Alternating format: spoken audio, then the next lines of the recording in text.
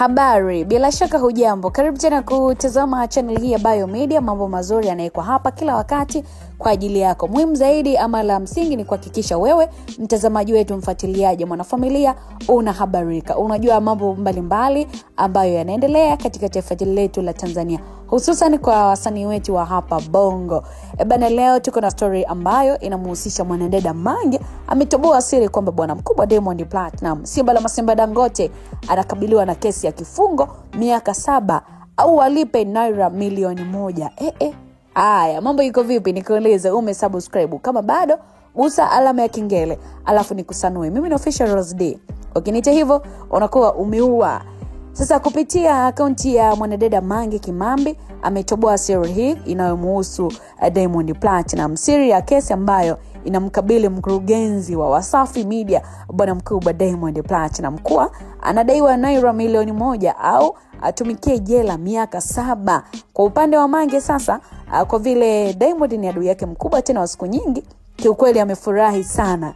Jambo hili amelifurahia mno na kuendelea kutoboa siri kwenye akaunti yake ya Mange Kimambi. Hapo ameandika hivi, nasi tunanukua kile ambacho amekiandika.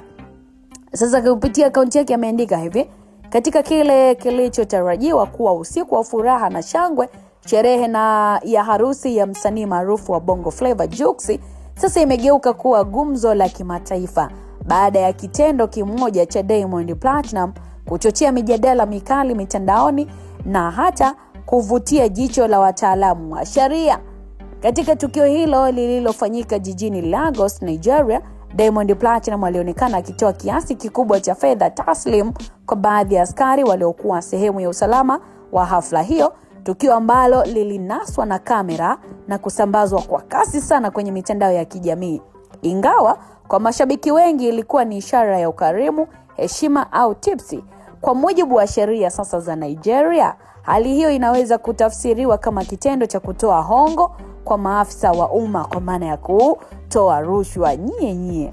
Sasa wakili Hansi Yasin kutoka kampuni ya Black Wings ameeleza kupitia Bongo TZ FM kuwa chini ya sheria za Nigeria, mtu yeyote anayetoa au kupokea malipo yasiyo rasmi kwa maafisa wa umma, hata kama ni kwa nia njema tu, anaweza kufikishwa mahakamani na adhabu yake inaweza kuwa kifungo cha hadi miaka 7 au faini ya hadi naira milioni 1, sawa na zaidi ya shilingi milioni 3 za Kitanzania. Sasa sheria ya Nigeria ni kali kwenye masuala ya rushwa, jamani, tukumbuke, na kitendo cha kumzawadia askari fedha mbele ya umma kinaweza kutafsiriwa kama jaribio la kushawishi mamlaka, na hiyo ni hatari kwa mtu maarufu kama Diamond Platnumz, amesema wakili Hansi huyo. Sasa nukuu yake iko hivyo. So naendelea kunukuu amesema kwamba not a typical dating platform, share your feelings and emotions with someone. Japanese update by Tabol. Sasa kwa sasa hakuna taarifa rasmi kutoka kwenye vyombo vya sheria vya Nigeria, lakini kiukweli ni kwamba mawakili wa burudani pamoja na watetezi wa wasanii wanaonya kuwa tukio kama hilo linaweza kufungua kesi ya maadili au hata ya jinai iwapo tu litaamuliwa kufuatiliwa na wanasheria kisheria zaidi. So wengine wanatafsiri tukio hilo kama sehemu ya utamaduni wa heshima Afrika, lakini wengine wanasema ni mfano wa wazi wa uvunjaji wa sheria bila kujua.